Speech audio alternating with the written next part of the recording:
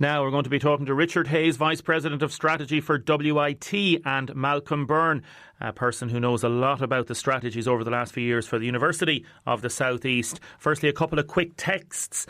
What about people that live in Tramore and have the right to walk the prom when the concert is on? Another texter, I really hope it's going to be a great gig and not a repeat of the 50-cent folks that just stood outside and watched while others paid good money. Another person, it's a silly idea. Who's going to pay €60 to sit in a hot car and watch a gig on a TV screen? What about people wanting to use the loo? And Pat Fitz says, you can bring alcohol to a party in the Phoenix Park. Can you please play a request for the 2 councilmen at the Tower Hotel painting flowers? Great to see you. Thank you very much for that text. And another lovely text for the Corja group as well. Carrigalee Corja staff and carers also working on the front line, dedication and hard work to make their clients safe. Richard, good morning. Morning, Damien. And I think Malcolm is on the line as well. Good morning, Malcolm.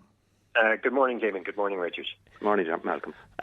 Richard Hayes is Vice President of Strategy for Waterford Institute of Technology. Malcolm Byrne is a former TD in Wexford and he was the MEP party candidate for the South of Ireland. And we've had Malcolm on a number of times before. And he has followed this with interest and a big interest in the idea of the University for the South East.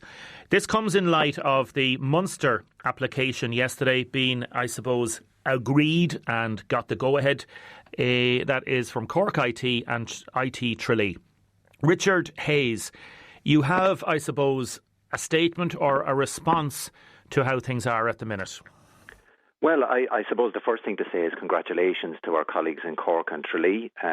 It's a good day for them, and I know they've been working very, very hard on this over a long period of time. Tempered a little bit, I suppose, with disappointment from our point of view, because we would like to be where they're at, and who wouldn't, given the length of the long history of campaigning for a university in Waterford. But this is not this is not something that can be dealt with or decided or resolved immediately. It's a long game. And we're still in the game and still working very, very hard to move things forward. OK, I'll bring Malcolm in a minute. I know Malcolm may have some very specific points to raise. Can I ask you, Richard, you were on this programme around, I think it was maybe 6 months ago, and I think you were intimating to me that you were hopeful that this summer we would have some kind of a news and some kind of an announcement for progression of an announcement for a university for the South East. What is the position now, please? So the position is we're continuing to work on our application. We're continuing to put in place the background structures and the infrastructure, if you like, that we need, the governance infrastructure that we need to present a compelling case to government for redesignation as a university. As you know, we've been consistent on this, that we want to proceed with all our partners fully engaged and fully involved and fully supportive. As you know, around about 10 months ago, maybe a little bit over, maybe 11 months ago, an MOU was agreed and voted on by members of the Teachers Union of Ireland, and that would represent the academic staff in both WIT and IT Carlow. We had a ringing endorsement from the staff in WIT of the MOU, and that gave us the go ahead, at least from Waterford's point of view, to proceed. Unfortunately, the vote did not go positively in IT Carlow, and I guess we've spent a lot of time over the last period of time trying to assist and support our colleagues in Carlow in resolving that issue. Okay. And moving it on, as it were. Okay, I want to bring Malcolm in on this, because Malcolm sent me a press release from July 2015, WIT's response to Michael Kelly report regarding the University of the South East. Malcolm Byrne, what's your view on the situation as it is now, please? Well, I suppose, Damien, I'm from Wexford, and the question of the University of the South East, I mean, I think there is, cross-party agreement about how important it is. I mean, for people in business, this has been listed as one of the top priorities. Everybody in the South East knows how important it is that we do get a University of the South East. From a Wexford point of view, if you combine the student populations of Waterford and Carlow, there are more students from Wexford than any other county. But for all of the counties in the region, this is something that's really important. And I think we go back on the history on this. The process to allow for the establishment of technological universities began in 2012. And you mentioned something that I served briefly as a TD and now as a senator. Prior to that, I worked for 12 years as head of communications with the Higher Education Authority. So I would have seen within the HEA, because the HEA had responsibility for managing the process, how this worked. And this process was essentially designed in 2012 very much with the South East in mind. The government and the HEA said, look, these are the criteria that are needed in order to be designated as a university. One of the things that's important to remember is that universities aren't just competing with each other nationally now, they're competing internationally. So there's certain standards that need to be reached. I was fully confident that Waterford and Carlow would work together. We needed for the South East. And so that was the starting block. Yeah, and let's talk specifics then, Malcolm Byrne. Are you critical of the management at both WIT and Carlow IT for not acting faster and doing more on this? Well, I think a question has to be asked as to how, in a process which was originally designed essentially, to assist the South East in getting a university, that we've seen Dublin, and that brought together three institutions, DIT, Tala and Blanchardstown. The three of them came together to form what is now the Dublin Technological University, which has been up and running for 2 years. Where we've now seen Cork and Tralee come together. We now have Munster Technological University, and they faced many of the same challenges.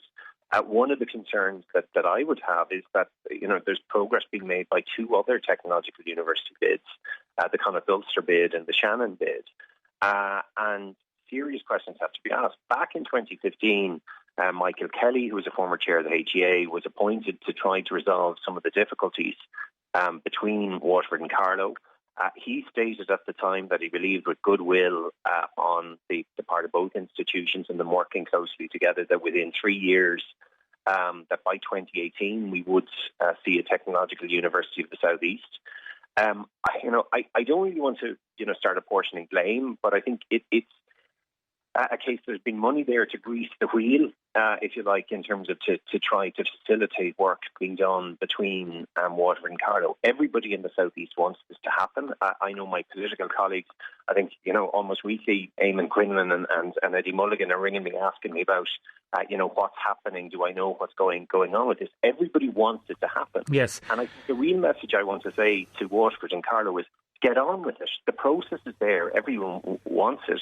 Okay. And if not, I think we will need to look at, whoever the new minister is, he or she to intervene and to kind of say, look, we probably need to look at putting a joint governing body in place to ensure that this happens. OK, there's a very specific proposal. I'll come back to you in a second, Michael. Richard, Michael Kelly was appointed 6 years ago, obviously, to assist you. Did you ignore his work? Did you take it on board? Has there been enough leadership from the two institutions? So, for example, how much money have you got to basically work this merger? There's some talk that there was around 3.7 million given to the two institutions to make this merger happen.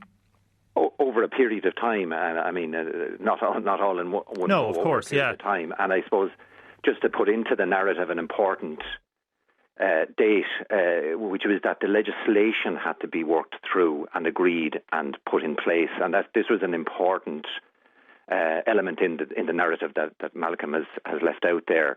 There was a lot of uncertainty over those early years on the part of all of the consortia as to what this final TU would actually look like. And until the legislation was in place, I think there was a lot of resistance or reticence, if you like, towards moving forward. That was 2018. But I suppose I just come back on a couple of things there just to say, I mean, I'm agreed, and a lot of what Malcolm said I would agree with. There's nobody more than WIT staff and management know the value of a university of real substance and significance and impact in the South East. We've been campaigning for it and working for it for 30 years and longer.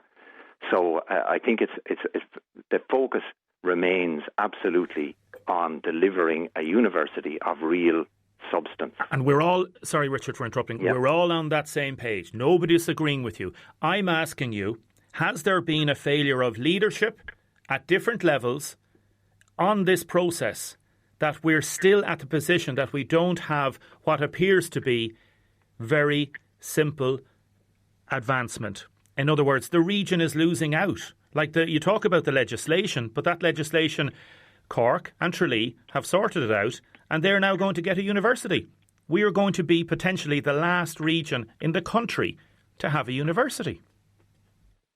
Yes, and I mean but I would not suggest it's a lack of leadership on the part of either institution. I mean, the institutions are working tirelessly towards this for a very long time. These are when you go to build a university of real substance, that is a significant step up from where we're currently at. These are very, very complex matters. Yeah, but Cork and Tralee were able to do it. To resolve them, absolutely. And I said at the outset that we would like to be where Cork is at. Of course we would. Of course we would like to be further down the road. And it is frustrating that we're not further along. But these are very complex matters. They're delicate matters. They require the respect of all the partners involved, and they require the support of government. And I'll come back to you briefly in a minute on that. Malcolm Byrne, can you take responsibility as politicians that there may have been a lack of political leadership in the South East on this? I don't accept that, because I think there's been cross-party support, Damien, for this to happen. I mean, the idea of the technological universities, it goes right back to when there was a report on the future of higher education, which was actually commissioned by the then Minister Mary Coughlin. It was taken on board by Rory Quinn when he became minister. Yet every politician in the South East wants to see this to happen. The process was put in place to allow this to happen. As Richard mentioned, and as you mentioned, there's €3.7 million made available over a period to assist the institutions in terms of allowing this to happen. And the real question is as you put it, Damien, right, this process was set up. The South East was one of the first to be invited or asked to come to the table. There were similar problems faced in Dublin. In Dublin, it was a merger, remember, of three institutions that had more combined students than Waterford and Carlow. You had three institutions having to come together. You have a similar situation, and there were similar difficulties around unions and others between Cork and Tralee. But in both of those instances, they were able to work through them and were able to deliver a university. And it doesn't really help in sort of going back over the history, although I think it is important to realise where we've come from.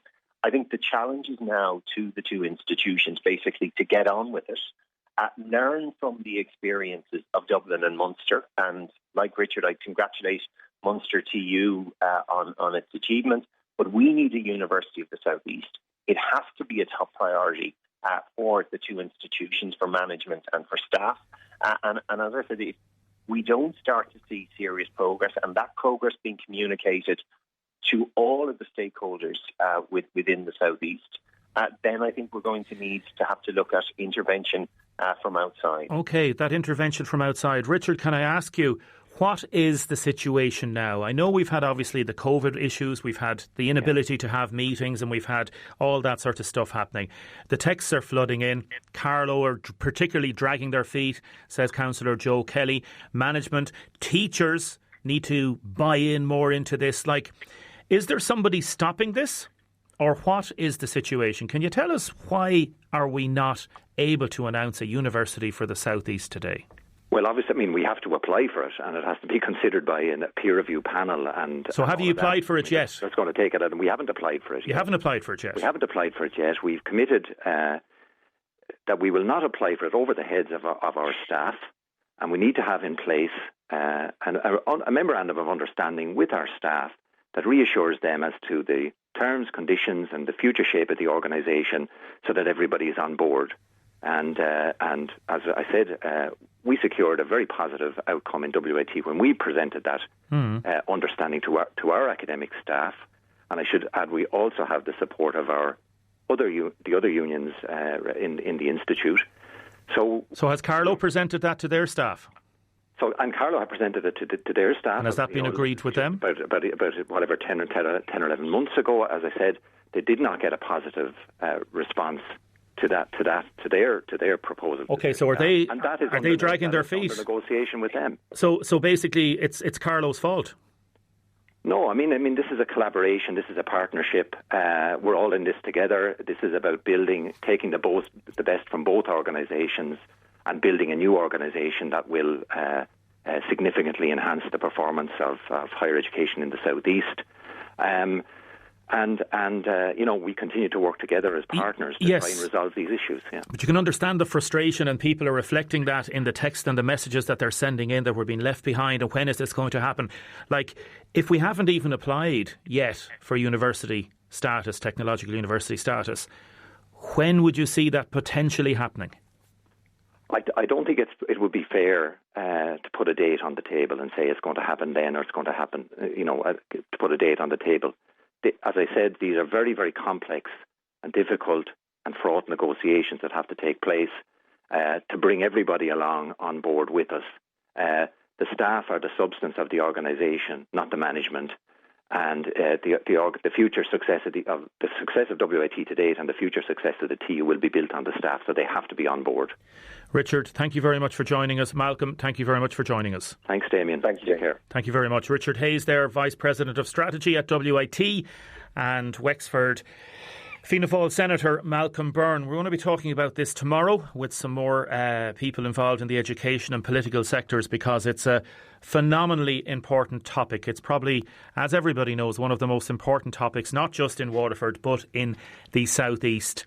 And the joy that people experience in Munster, and Leo Varadkar talking on Twitter and Facebook last night saying it's amazing, it's great, it's fabulous, and we still don't have a university for the South East. In my previous job, I've covered this countless number of times. As we know, there are newspaper articles going back decades about this, and we still, you've just heard it there, we actually still haven't applied for technological university status. Now, as I say, a lot of texts and comments coming in about this. 083 3333 975, text or WhatsApp, and I'm going to get to a lot of them at the minute. Mary phoned in to 051 846 123 saying there could be up to 14 Cork people on the panel. Is that why nothing is coming Waterford's way? Well, you've just heard Richard Hayes say that the application hasn't even gone in yet. We'd hoped that application would be going in over the summer.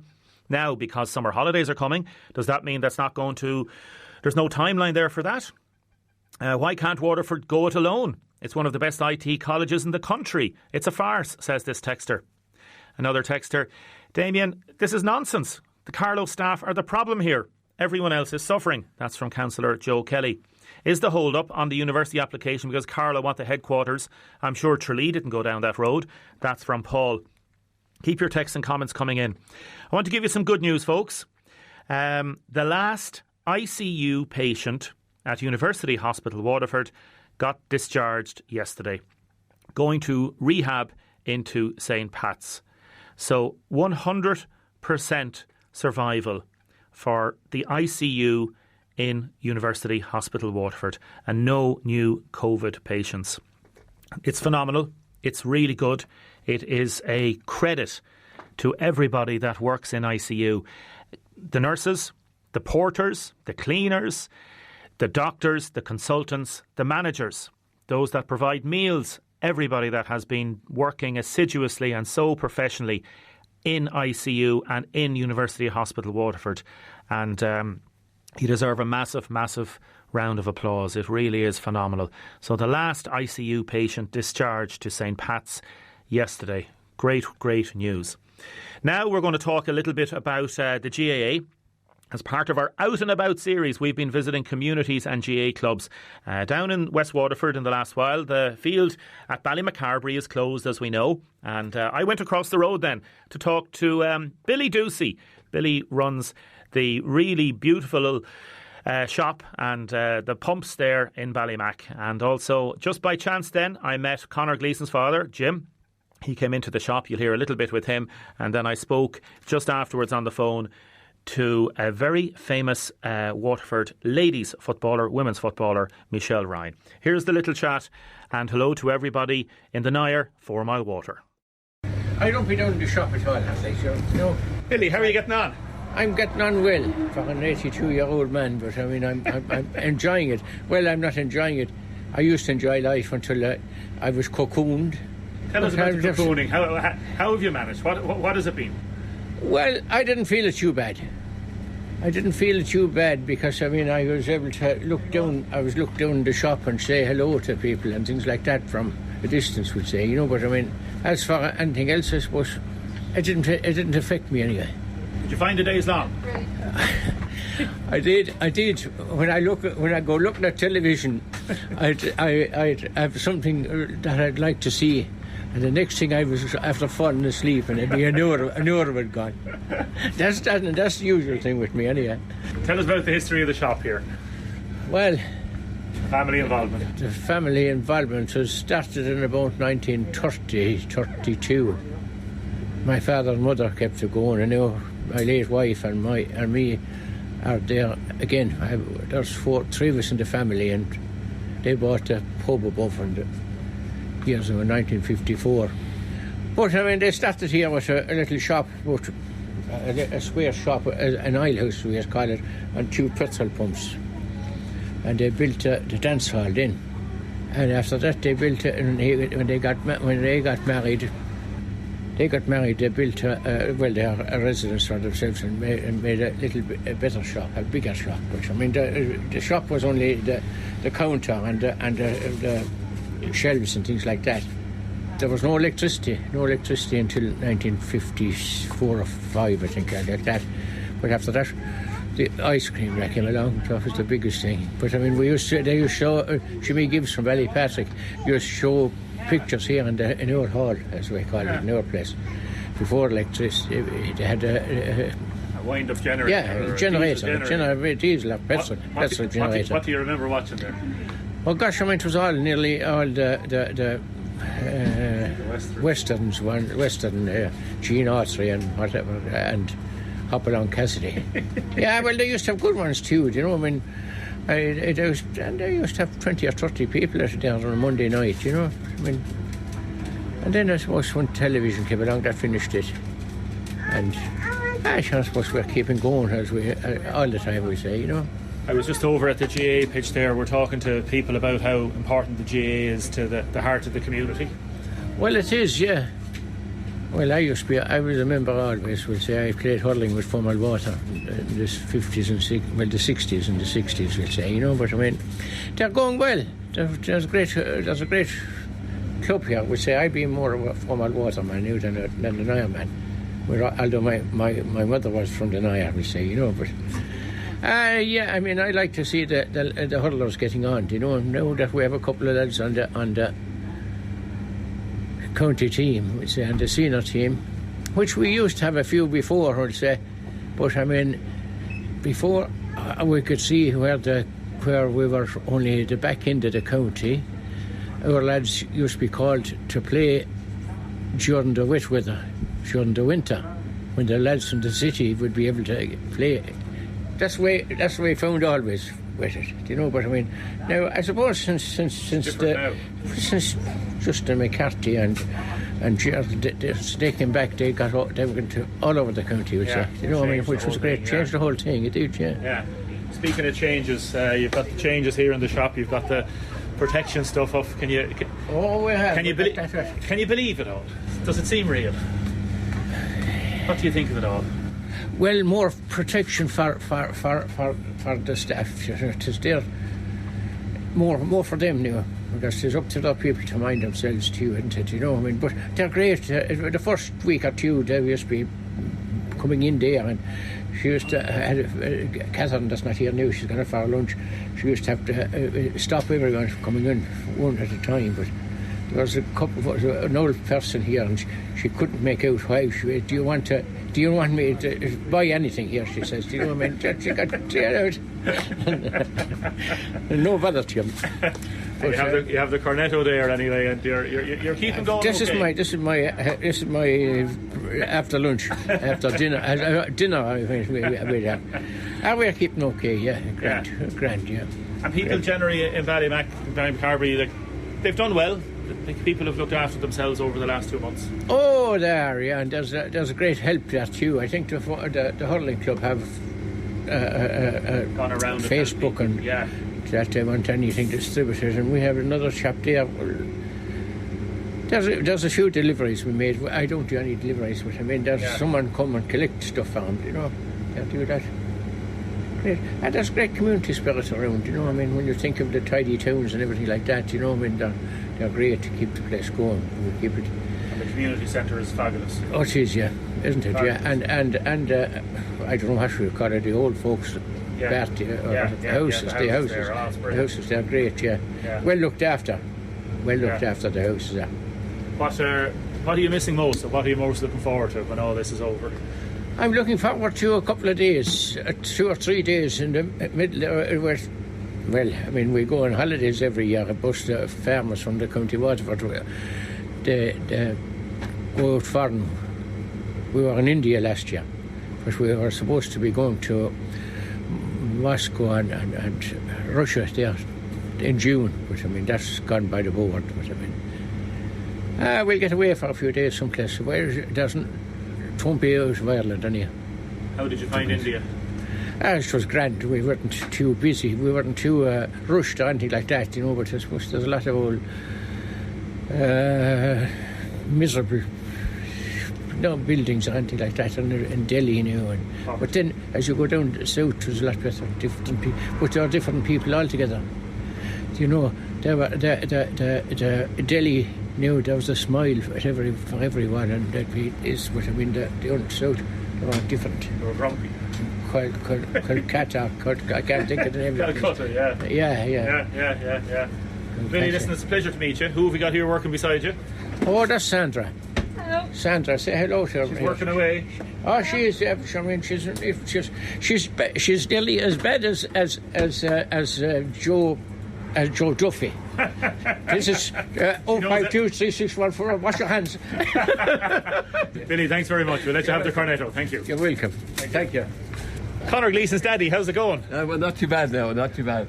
How much are you missing all the hurling and the football? Sure, missing it big time, really, big time. It was a great outlet, like meet people from different clubs and, you know, going to matches, and so it kept us going. I was just up in Slieve Gua there, and how much the club means the heart of the community. It's the same here in Ballymac. Yeah. Oh, it is. The club for my water and the Nire football and hurling clubs are the hub of the community, you know, and look, sure, without it in rural areas you have very little, like, you know, so it's a big loss to everyone. Because that pitch over there, if you use 7 nights a week in the summer. Oh, 7 nights a week, and you from under 12s up to seniors in both ladies football and say hurling and football for lads. So it's full time on the go. It'll be great when it does come back, won't it? Oh, it'll be brilliant. We can't wait, but we're hopeful. I'll let you go to work. You're under pressure there. Thanks very much. I'm under pressure. Michelle Ryan. Hello, Michelle. How are you? Hi, Damien. How are you? I'm good, thanks. I'm good. We didn't get a chance to meet the other day, but women's football and underage girls' football in Ballymac over the years. It's amazing that it's been so ingrained and so many people have grown up with it for decades. It's phenomenal, isn't it? It is, and like you said, it's just been around for so long. I mean, the club was officially founded in 1970, and like I often, you know, have asked, with say my aunts and my mum and so on, like how it maintained such, I suppose, popularity in the area. And they would always have said it was just such a social thing to do back then when it was getting started in the 70s and 80s. And then all of that then it kind of led into, I suppose, the success of the 90s. And, you know, success breeds even more of an appetite among sports people and in the locality. And it was the main sport for girls, and still is the main sport for girls in the area. And that just has endured. And like you said, it's a very much a community thing. It's a family thing. I suppose the connection there with the Nire and the former water as well. It's just a lot of families that are involved. It's a tradition that has been maintained. In a lot of GA clubs, the success of the men's teams comes first, and yet I know the men's have been very strong. We've spoken to Nire and former water men, but the women's in Ballymac is just you've led the way over the years. That's amazing. Yeah, I suppose it's true. Like obviously the men's clubs are older and all of that, but they wouldn't have had the same level of success at senior level until I suppose the first county final was in 1993. You know, and like you said, the women had the success in the years leading up to that, and I suppose maybe it is a little bit unusual compared to maybe other areas, but it's not something, that we would see as being really that remarkable. I mean, sport is a huge factor in the area, always has been, and I think, ladies football as well was, I suppose, really developing at that time, and we just happened to have in the area a group of players who were hugely committed and extremely talented, and there was a great unity in that bunch, and that feeds into the community, feeds into the generations after that, and who knows, maybe the women kind of inspired the men to some degree as well, to move on. I know that the men's club then kind of took off from 93 onwards as well with regards to the football. So, look, it's just something they've existed very well in kind of partnership with each other over the last 20, 30 years, and they complement each other very, very well. Are you going to let Cummeragh Rangers ever win a county final? Look, to be honest, I suppose we're in a position, and everybody kind of sometimes jokes about it and jokes about it and so on, but they're fantastic competitors, they're great club rivals to have. We're very, very good friends, believe it or not, off the pitch, especially in the county setup. But look, you can't. That's the beauty about sports. I mean, you have to have these rivalries and you have to have these targets. And no doubt, their target is to overcome us in a county final. We still look forward, and we have the hunger there for the county finals, which is fantastic. And it's up to us to keep pushing up that standard. Hopefully. Are you missing the old football? It's kind of in a unique position when you're retired at the start of the year. You kind of find now with the last few weeks and months, everyone's going through the same thing, to be honest. So there's not really much missing, but in the sense of feeling like you're missing out. But there obviously is that you miss the camaraderie of training, you miss the crack, and you miss I suppose just that coming together and all of that. And it can be it's grand going out for runs and doing your weights and stuff at home, but it's the people you miss at the end of the day. They're the biggest part of it. So yeah, definitely missing that, hooking up with all the girls. That's it. Michelle, listen, thanks. Mind yourself. Thanks very much, Damien.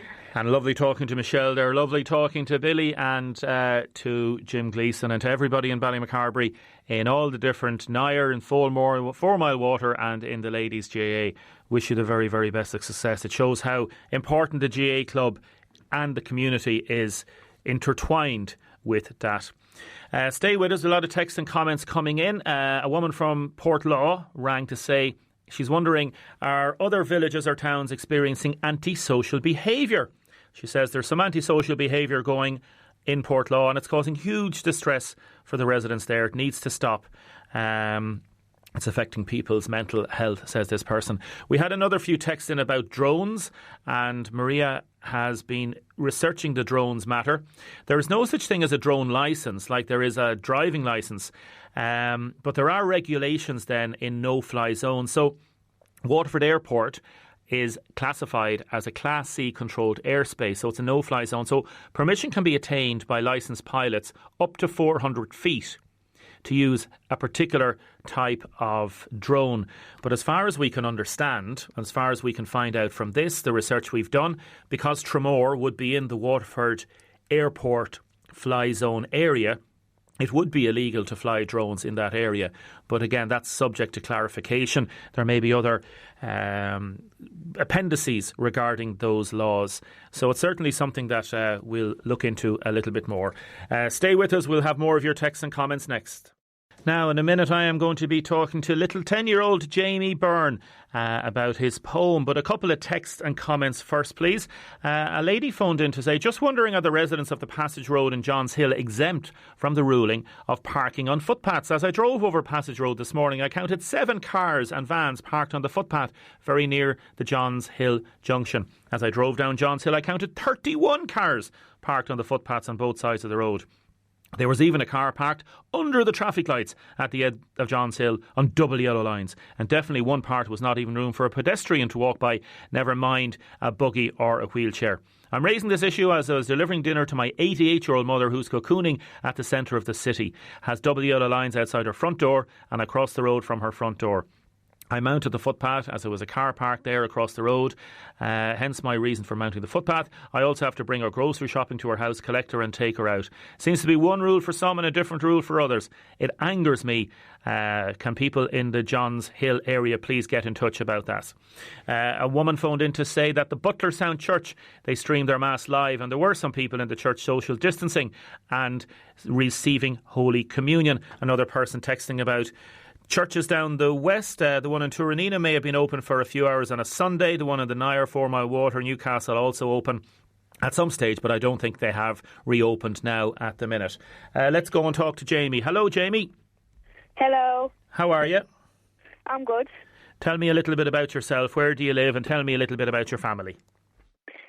I live at Kilsheelan.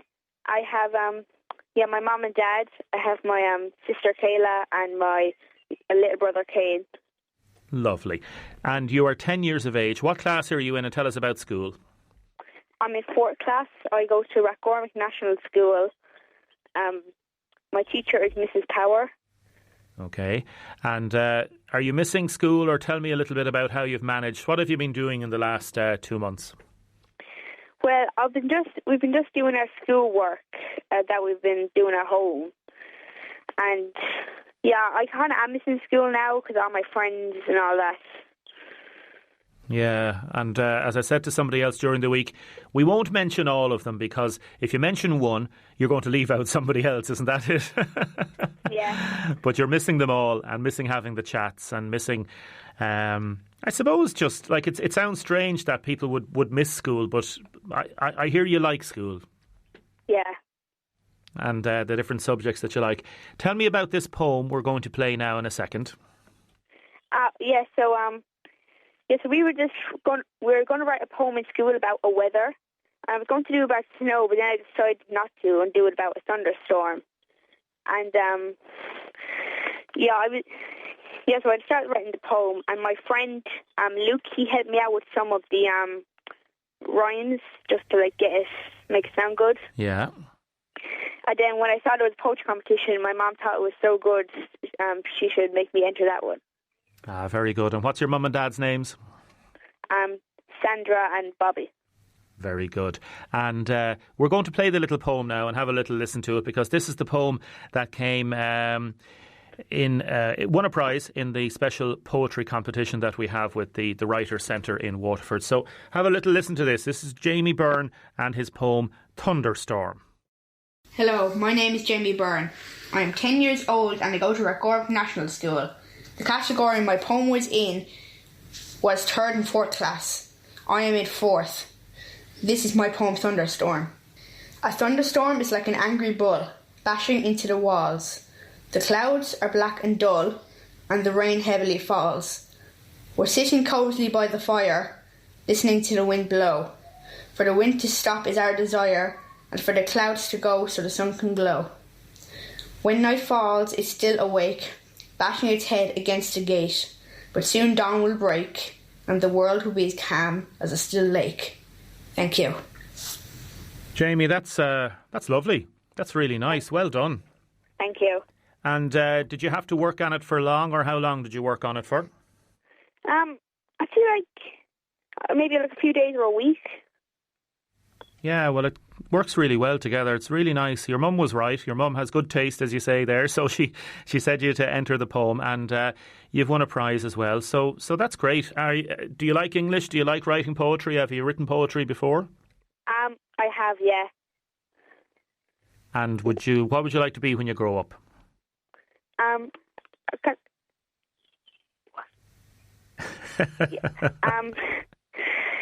Well, I like reading books, and I think maybe like an electrician or something.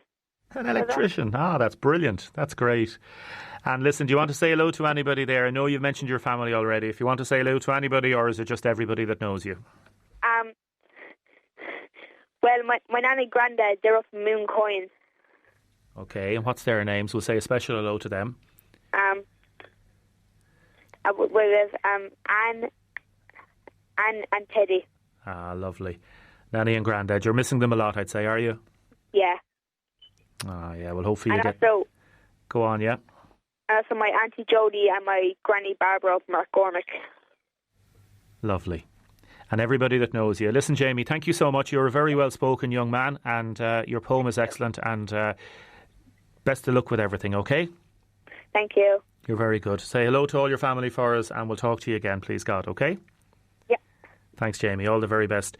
That's Jamie Byrne there, age 10, who's in 4th class in Rathgormuck, and he won one of the top prizes in that poetry competition. And we just got a little note there, another schools competition, if you're listening. Lillian Purcell at WTC.ie. That's the Waterford Teachers Centre. Lillian, Lillian Purcell, all one word. Lillian Purcell at WTC.ie. Closing date May 21st. It's the Ireland Newfoundland Schools Competition. And it's a committee of Ireland Newfoundland Connections. Invite children to participate in this special competition. It can be a form, and you'll find the information if you get in touch and have a look at the Waterford Teachers Centre on that. It is different words and prizes of book tokens as well, 1st, 2nd and 3rd in each category. The closing date is May 31st. So you need to get in quick. Now, I got a really excellent WhatsApp message in there from a listener, and he is a person who's involved and knows all about drones. So there are different websites you can go on to check out all the different rules and regulations regarding drones. And he says professional service people like of Digicall or RTE need a licence and insurance to fly. Waterford has a complete lockdown on Welsh Park, but not near our airport. Waterford Airport has some flight access. So a private user, that is a hobbyist, does not require said in licence or insurance, but are still required to keep within the safe flight guidelines. So it's something certainly that you have to definitely check up. On the WIT status, why does a place like Carlow, and this person uses a rude word, playing hardball, get to decide and to slow down this process? WIT should go it alone. As we said before, that was considered, but the way the government were saying, for synergy and for, I suppose, a critical mass, they wanted 2 colleges to come together on that. Another texter, the last time Waterford got an upgrade in third level education, it was on the Late Late Show. It was that long ago. We need really to move things up. Councillor Eamon Quinlan has texted in, just finished a 3-year degree in WIT. The amount of teenagers that go to WIT from the South East because they have the points to be in Trinity or any university, but their families simply cannot afford it. They have the brains, but must stay local. Not offering a university for the South East based out of Waterford is inhibiting their futures, just because they are guilty of the crime of being born in the South East. Strong words there from Councillor Quinlan, and we'll be following this story up tomorrow. Maria has texted to say, just wondering if we'll be able to go to the beach, the Greenway or mountains by the weekend. With the 5-kilometre restrictions in place, people in the city or surrounding area have no place to go but the People's Park. It's very unfair having to keep people in their back gardens in the heat. In Waterford, we've only one main park in the city, and it'll be overcrowded if all the city people went there. It's time to let our children and grandchildren have a day at the beach. It's not good for the mental health locked up for 9 weeks. We need to get out of our houses. Well, Maria, it's going to be 20 kilometres from Monday. That's what it looks like. And another texter, Deirdre, regarding the concert. Well, this is a good one. Maria says the concert is a great idea, the drive-through concert. Seriously, the moaners, stop it. If you're not interested, don't go. People are trying to make something work at a tough time. Typical negativity. We must have a can-do attitude, and we must get our university. We're too busy being negative. Deirdre, you are right with that. Too busy being negative. Anyway, we're reflecting all the different comments and all the different views you've had. Thank you, everybody, for all your contributions to the programme. We are going to be coming from Dungarvan Studios tomorrow for the first time in a long while. Thank you very much, Maria, for producing. Have a great day, folks. Stay safe and slap on the sun cream.